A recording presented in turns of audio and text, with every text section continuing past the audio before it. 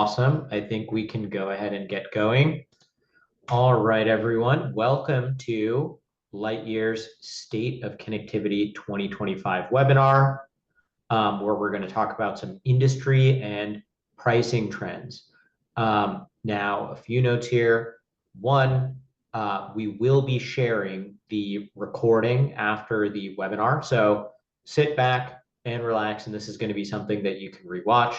Throughout the webinar, if you have questions, we would love to make time to answer them, especially if they're relevant, perhaps in the moment, and we'll also leave some time at the end for questions. Please use the Q&A function available within Zoom's chat to submit questions, and we'll aim to get to them when it makes the most sense in the webinar. So please do be active in submitting questions. And finally, after the webinar, we're going to be sharing a survey. We'll be asking if you'd like to get a copy of the full report as well. We're going to be putting out this report in a couple of weeks after this. That'll basically go into much more depth about everything covered here. I'll give some detail at the end about that. So please do fill out that survey. It'll also help us continue to put out some great content. And before we get going, let's introduce today's wonderful presenters.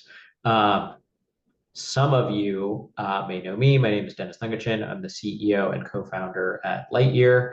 I have been doing the Lightyear thing for now approximately 5.5 years, where today we have over 350 enterprise customers, including a number of the Fortune 500 and over 5,000 enterprise platform users, and are aiming to solve all things business telecom. Prior to that, I had a career investing in technology companies. Rob, would you like to introduce yourself? Hi, everybody. My name is Rob Rodier. I lead sales at Lightyear. I'm based in Miami, Florida. I actually started at Lightyear just a couple of months after Dennis did, so I was his first hire. Prior to Lightyear, I worked at a couple of different venture-backed cybersecurity companies. And prior to that, I spent many years in the telco space. Awesome. Thank you, Rob. The way I like to put it, Rob is the brains of the operation and I'm the pretty face. Now just getting into the agenda here, we're going to cover a few different trends before we get into some data points on pricing. We're going to talk about the impact of inflation on bandwidth pricing and what we've observed. This is also an area where asking questions or even sharing tidbits that we can share. We'd be curious to hear other opinions as well. We have quite a bit of data here about waves within the wireline enterprise WAN as opposed to Ethernet point-to-points or Ethernet private lines, network as a service, the state of MPLS, and some outputs from our DIA pricing data. So let's get right into it. So one thing that we can all theoretically close our eyes and assume is going to be true is that bandwidth costs should go down on a cost per megabit basis every single year, year over year. Unfortunately, it turns out that perhaps that is not always the case. For the first time since starting Lightyear, we have actually come to, at least for a temporary period, in certain parts of the globe, see this trend revert a little bit, with bandwidth costs actually increasing year over year under certain circumstances in certain geographies. And in the US, year over year, we saw bandwidth costs nominally unchanged from 2023 to 2024, which relative to what you typically see year over year actually represents inflation. Internationally, we saw bandwidth costs in select markets actually inflate, with some markets doing worse than others. It's worth noting that for the most part, we're talking about costs in on-net buildings outside of data centers, where this represents the most common use case for enterprise connectivity, sort of like in office buildings, warehouses, things like that. And also we're talking about more regular bandwidth tiers. So things like a 100 meg, 500 meg gig circuit is more often what we see in our data set, where when you get into the 10 and 100 gig realms, which are also more often purchased in data centers, you've seen less inflation generally. But the inflation is interesting to note. What is the cause of it? It is hard to say exactly. Inflation is a very multivariate thing. So it's not like we can just say one thing was the exact cause, at least not in this case. But everyone here is likely aware that over the course of, end of 2021, 2022, and 2023, we went through a period of global inflation, significantly caused by supply chain dysfunction, which led to cost increases in construction, in hardware, in specialized labor, all of which are inputs into the purchase of a dedicated internet circuit. And it is likely some multivariate combination of those things led to inflation in the short run. Rob, anything you would add to what I just walked through? I just underscored the fact that this is not, we did not observe an increase in cost within the data center environment. Data center environments are hyper competitive, and in most cases, the connectivity is built out. So the fact that that exists also seems to support the thesis that we have that this is really about labor in deployment costs.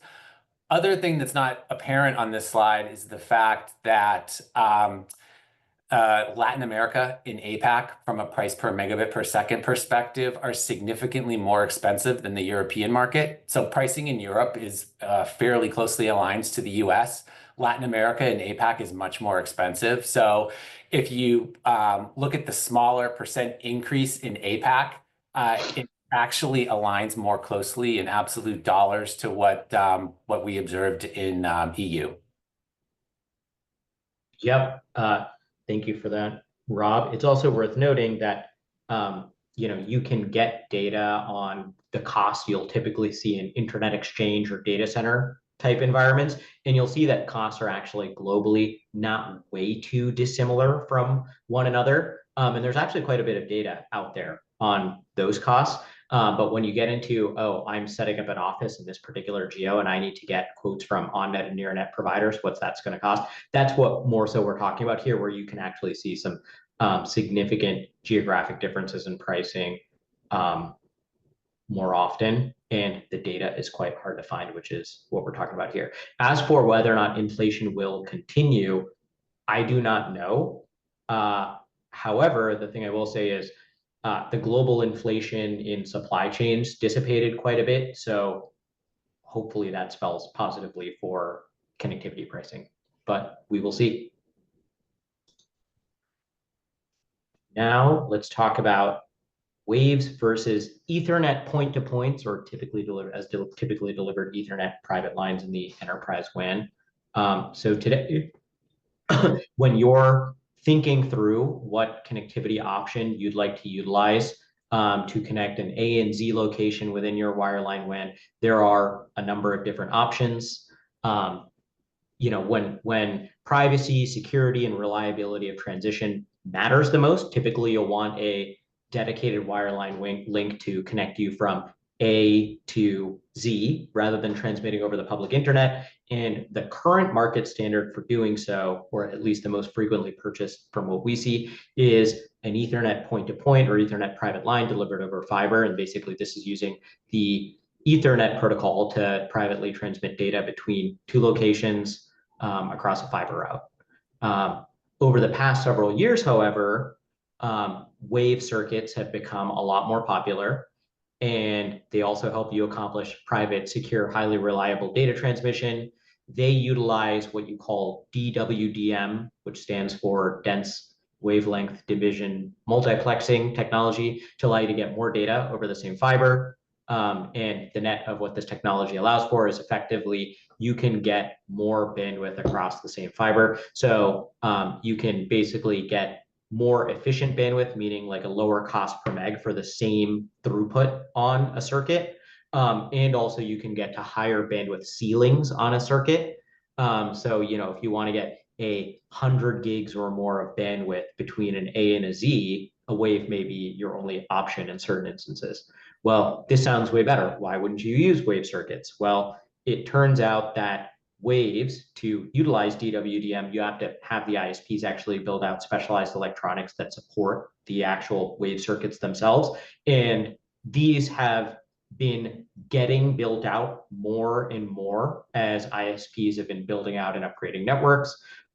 So that means that they have become far more available for the enterprise to purchase in more geographies, more locations. And alongside that, we've actually seen them begin to really overtake Ethernet point to points in the enterprise WAN. They're also quite a bit cheaper, which makes them more attractive.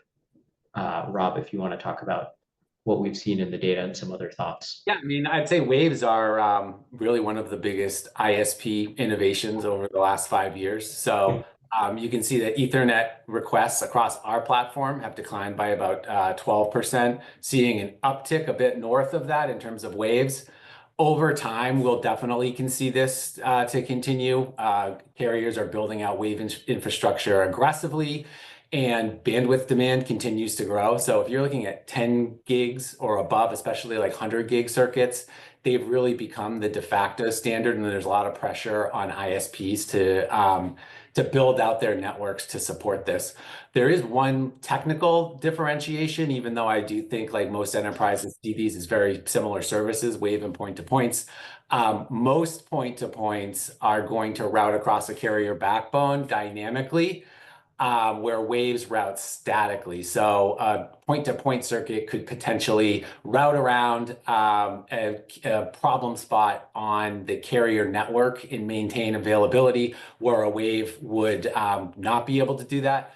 Counterpoint is that waves are very, very predictable in terms of latency, so they take the same path. And we see with our customers, in many cases, there's interest in protected waves or diverse waves from multiple carriers. So we're doing a lot of work in this space, and it's really exciting to see availability going up, cost coming down, and now 400 and even 800 gigabit per second waves are on the horizon. When will we hit the ceiling? And also just to make clear what Rob was talking about with regard to our platform and that chart on the right, the negative 12% and 14%, we're talking about the Lightyear platform, where we have people submitting requests for various different types of circuits. And we get thousands and thousands of requests. So this is quite statistically significant to see a 12% year-over-year decline in a growing volume of requests year over year. But it is worth noting that the absolute number volume of Ethernet points to points still meaningfully outweighs waves. It's just, you extrapolate these trends over time, and waves should overtake points to points. Also, on a price per megabit, nearly a 30% reduction in cost per meg on a 10 gigabit. And, we do see a good number of 10 gigabit point to points once again, but we do see only 100 gig waves. And once again, as a reminder, if you have questions, please do submit them via the Q&A function, because we would love to get to them.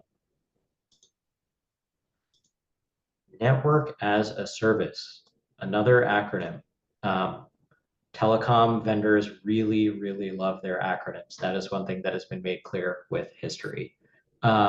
So basically, network as a service is the new buzzword or acronym being thrown around by the ISPs, but it's not just ISPs, also cloud providers and also NAS-focused startups are throwing out the term network as a service, each aiming to provide you some form of what they will call scalable on-demand network infrastructure that can be provisioned and consumed kind of like software as a service, hence the network as a service term. However, what this actually means in practice is quite a bit different depending on what provider you're evaluating. So the first source of the term NAS has come from public and private cloud providers that have offered some version of NAS products since like the late 2010s.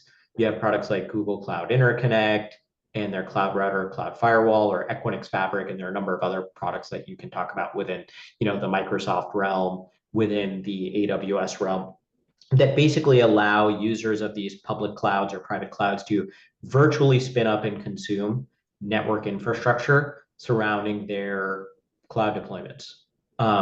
More recently, we have seen telco or ISP NAS offerings.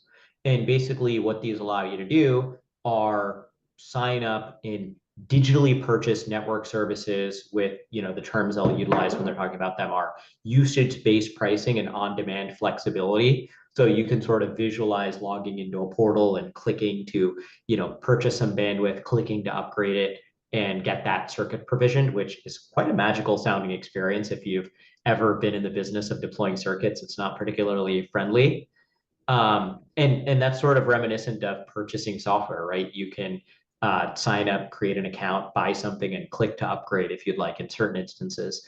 That's, the type of product that ISPs like Lumen, Verizon, and even others are talking about or touting today. There are also dedicated NAS companies like a Megaport or a Packet Fabric that are built around offering this type of on-demand connectivity as sort of their core product, that in certain cases are quite useful. However, there are limitations to these ISP-based network as a service offerings. Unfortunately, putting a pretty face on what is a messy underlying product, which is the delivery of a physical circuit, which, once you get into the nitty gritty, is not easy to do. You can't get around the fact that you need to install, provision, and deliver a physical circuit.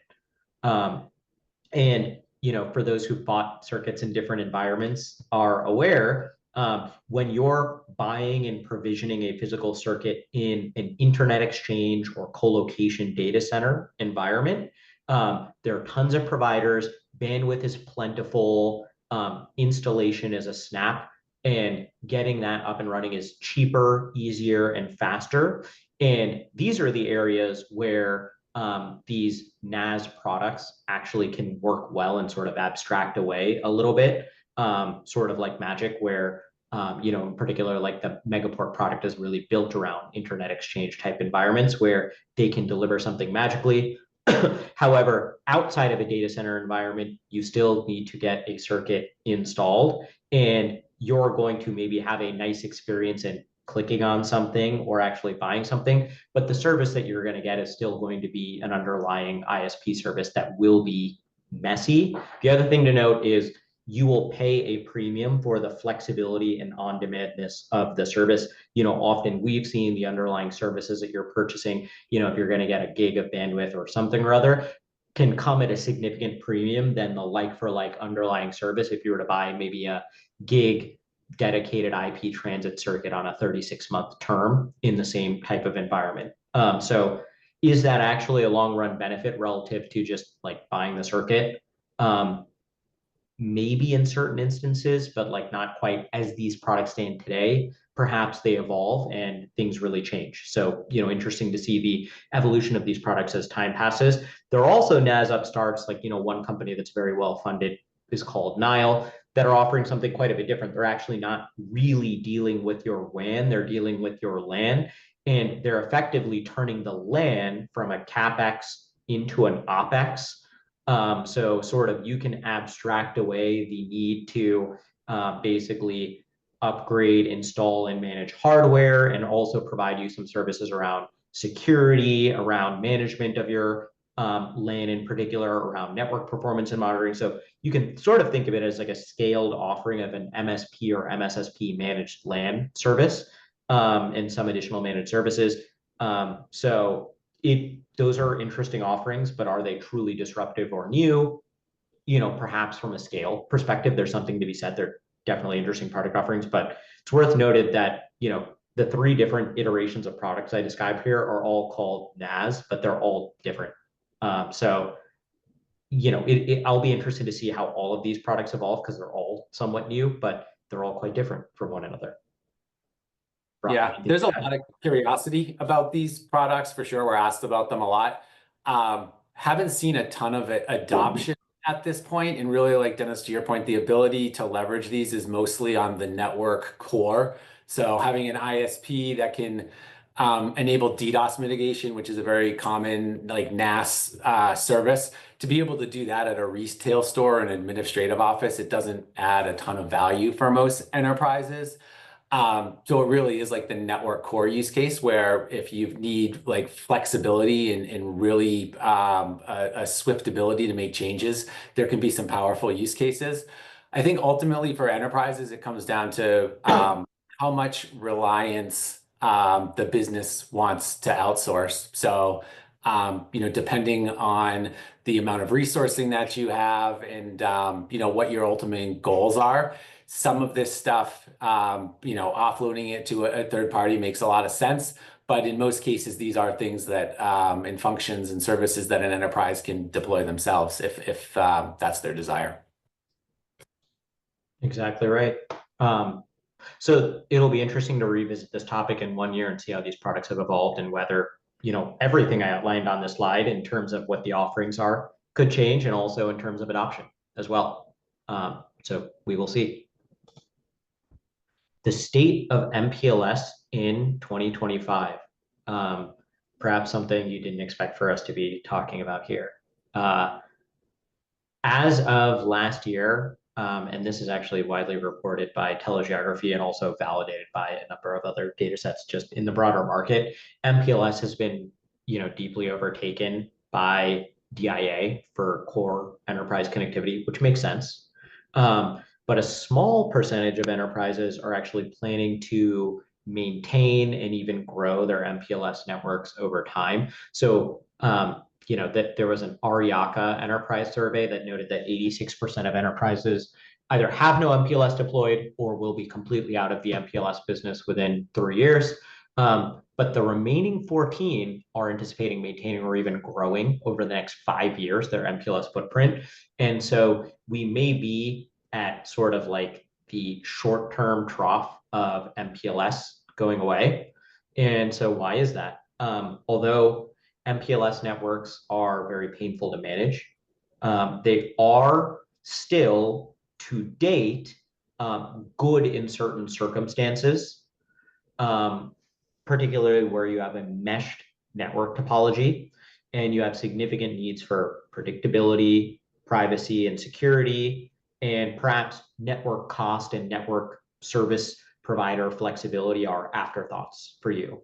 And then this is compounded even further in circumstances where making a technology change could pose significant risk or liability. Because in particular, shifting away from MPLS, it's quite an endeavor. And that's tougher in certain circumstances than other places. In particular, some examples would be large financial institutions like banks or payment networks, healthcare networks, or large enterprise operations in parts of the world where connectivity is just very hard to source. And it's worth noting that MPLS is often delivered as a type 2 service. And what we see on a price per meg basis is like 20 to 30% higher than comparable DIA bandwidth. So quite a bit more expensive, but not obscene in today's markets. Anything you'd add to that, Rob? Yeah, I mean, it worked exceptionally well in those hub and spoke type of network topologies where a business had a data center environment and their applications ran on servers within that data center environment, and you needed to get traffic in and out of that data center predictably and reliability, or reliably, I should say. As SaaS has begun to really gain traction and applications are moving to the internet, the topology and like the technology doesn't make as much sense. This is why SD-WAN has gained so much traction. Also, like in the heydays of MPLS, the internet was a lot worse performing. It was much more difficult to reliably move packets across the internet over like a VPN. And this is also a reason why like SD-WAN is just gaining so much traction. The other thing that MPLS always did really well is you could set tiers and essentially like tag packets and prioritize some packets over the other over others. SD-WAN allows you to accomplish this like on an application level, specific applications, and prioritize certain traffic over others like very easily. So it's just much more transparent and easy to manage. And SD-WAN, of course, can be made highly available by having different types of transports, diverse types of transports. So I think ultimately MPLS will follow frame relay in that it will become extinct, but it's going to take a long time because there are still a lot of very large MPLS networks that are in production and deployed with compliance and security standards like HIPAA and PCI that just are make the bar to move to other technologies really high. Absolutely. For most use cases today, it doesn't make sense. Another interesting stat is that per a couple of different data points, something like 90% of enterprises today are either fully rolled out or partially rolled out with SD-WAN. So we're probably at the sort of at least short-term peak of SD-WAN adoption, at least in its historical form. And a thing that we're seeing more commonly today are SD-WAN to SD-WAN transitions, sort of transitioning away from like the first iteration of software-defined WAN services to like the new iteration of that, which is interesting. So the whole MPLS to SD-WAN core wave is mostly done with today.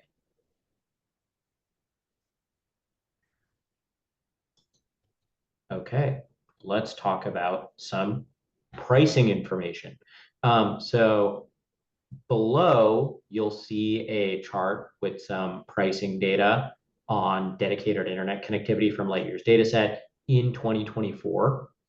And so I'll let Rob speak to the pricing, but worth noting that all of the quotes shown here are sort of controlled in a couple of ways. They're all in the US, they're all on a 36-month term.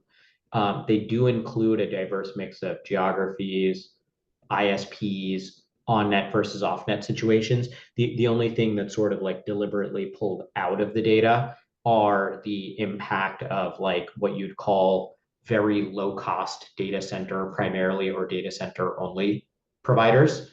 In the specific ISPs, but I'm pretty sure people who purchase connectivity here know who I'm talking about just because like they can throw off the data and also the way they price is a bit different. So these are what you call like true, percentiles and medians with a lot of underlying data. Rob, you want to talk about what you see in the data here?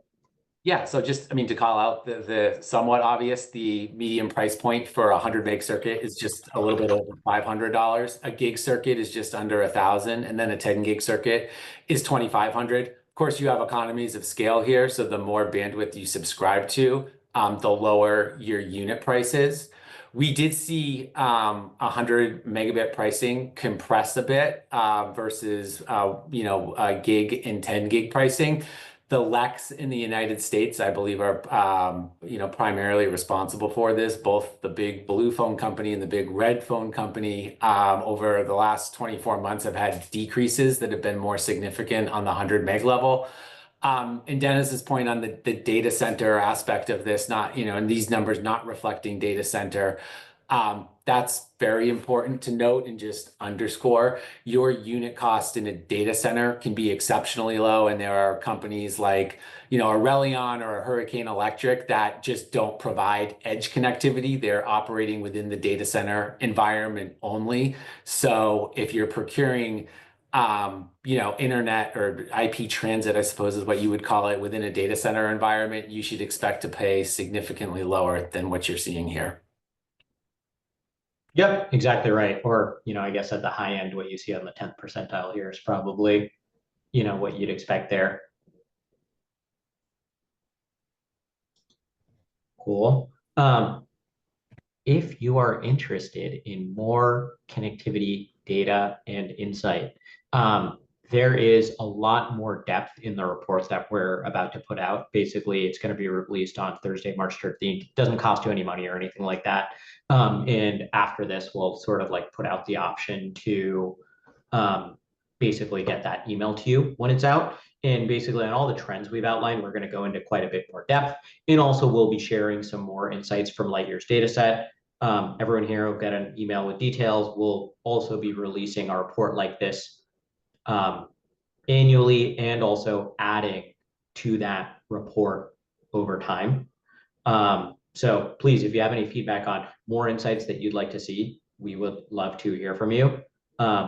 We have a few questions, so I'm going to get to the questions in a moment. But before we do so, Rob, would you want to,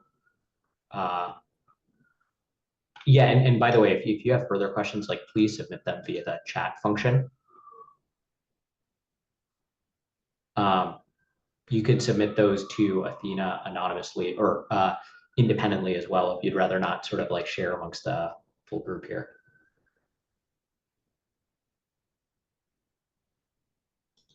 But Rob, you want to provide just a very quick overview on Lightyear? Yeah, sure. Would love to talk about the telecom operating system, which is what we have deemed ourselves. And really, like Dennis noted earlier, but of course, like all of the insights that we're providing here are derived from the actual transactions and implementations and service offerings that we're seeing from carriers and our customers procuring through our platform. So we really do have like deep market insight. There's three core components of the telecom operating system. There's procurement, network inventory manager, and bill consolidation. So they all work very, they're all tightly integrated and work very well together. So the procurement product is, essentially allows you to conduct digital RFPs. You can manage your implementations. We route out those RFPs using proprietary network intelligence. So we're going to ensure that your bids get to the right carriers. And then these pricing insights that we've gone through today will actually test the RFP response from the provider against our data set to ensure that you're getting a fair economic outcome. You can sign your contracts in platform, and then the entire implementation process is managed by a combination of software and our team.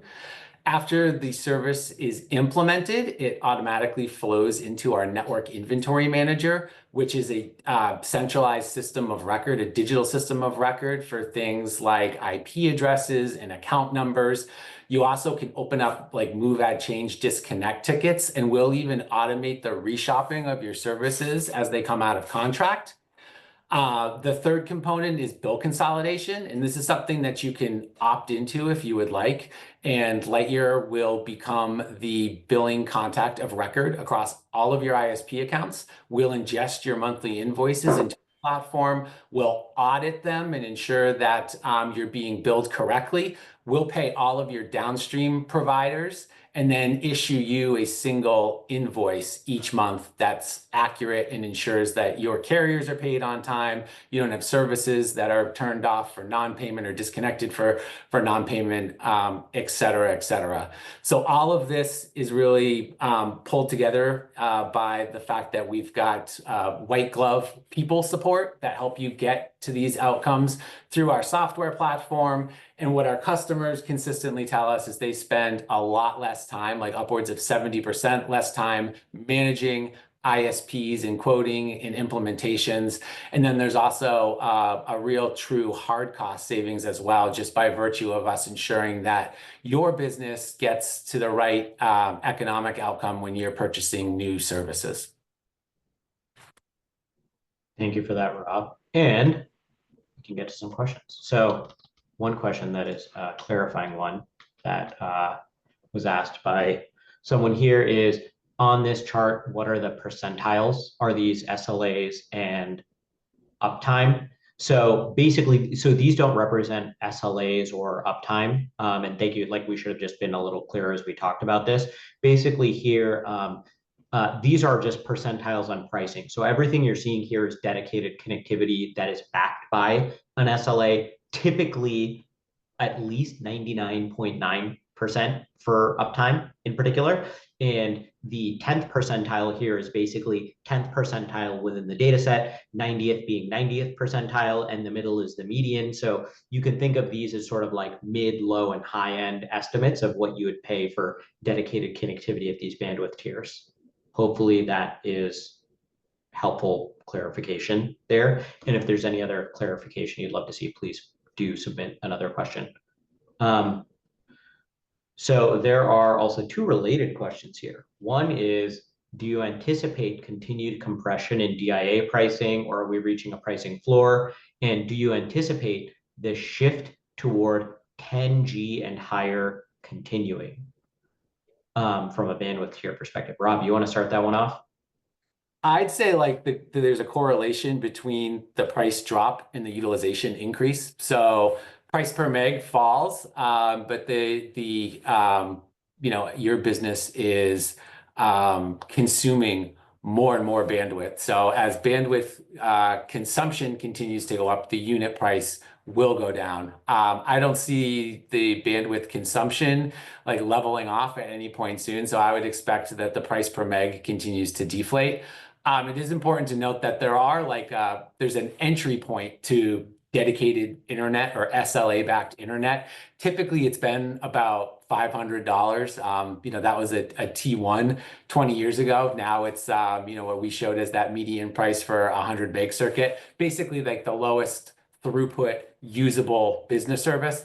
That 500 price point, I think, sticks. That's just the minimum cost to make it economically viable for the carrier. But as you move upwards in capacity and throughput, I do think the prices will continue to fall. I mean, 100 gig pricing over the last couple of years for internet connectivity has really fallen sharply, and I think we'll continue to see the same thing. I agree fully with that. And, even to compound what Rob said is, there are minimum viable costs to deliver a dedicated circuit. Like there is labor involved in an install, labor involved in provisioning, there are raw materials. So at the lowest ends of bandwidth, you may be hitting a pricing floor. And basically the way that you still see compressing cost per meg and these ISPs are still growing revenue on net from business services is because people are buying high bandwidth tiers. So the average cost per meg that they're seeing in the market is going down while they're still raising their revenue. So if that stops happening, that's when you can really believe that pricing will stagnate if these guys can't grow their business because, unfortunately, they are quite capitalistic in what they're trying to go after. Another question we got is, we need to procure internet circuits at gig symmetrical levels for short-term event-based use. These would be installed at sporting venues across the US. Can your procurement service support this? The answer is theoretically yes, but it depends. So if you would like, in your follow-up email or otherwise, like you can go to our website and sort of request a demo, and that'll have a sales rep reach out. We could gather more of your needs, financial constraints, and specifics, and talk to different ways to accomplish what you're talking about. So theoretically, yes, but sometimes like the cost benefit of symmetrical gig circuits for that short of use can be difficult. So maybe we can look at other alternatives, or maybe the financials do work. So we should just talk about that offline. We have time for maybe one more here. Are there specific scenarios where type 2 access is unavoidable or it is actually preferred? Rob, you want to take that one? And just to ensure that we're all aligned on what type 2 access means, that means like your ISP, let's say it's Lumen in this case, they're using a different provider for their actual physical fiber circuit. So AT&T. Typically, it can be avoided. You could procure directly with the ISP in market. Like where you see customers that are leveraging a lot of type 2 is where they are trying to consolidate their providers and they only want to work with a handful of providers. And essentially those providers will go out and they will procure access from other companies to get those buildings connected. There are puts and takes on that strategy, and not just on pricing, but also on the experience. And like we've got to talk to customers about this stuff all the time. MPLS is an example where type 2 is unavoidable. You have an MPLS provider, and they're your provider, and they essentially need to go out and acquire all that access for you if you want to maintain your single MPLS presence. But in these, modern day with SD-WAN and a lot of companies, like the use case being, I want diversity, I want 2 different ISPs. In most cases, you can avoid type 2. You can procure directly from that provider, get a lower price point, and in many cases, a better experience too.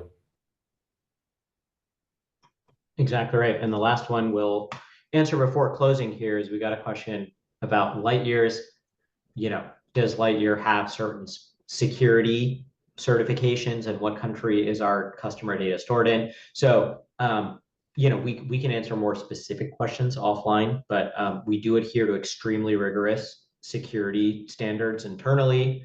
And we also have like pen test results and a number of other things we can share if there's sort of like an opportunity that warrants it. And we've sort of passed the security bar for a number of the largest companies in the world, quite a few of whom are stringent on security. In particular, like the last webinar we hosted was with one of our customers, Okta, that is quite active and well regarded in the security space, as an example of the types of customers we're able to work with on this end. Customer data is stored in the United States in fully encrypted form at rest as well. So if you have further questions there, once again, you can go to our website, request a demo, or you can reply in follow-up to the detail you get from us after the webinar. And our website is lightyear.ai. For all who attended today, thank you so much. And please do check out the report and come to our next webinar. Thank you. Thank you.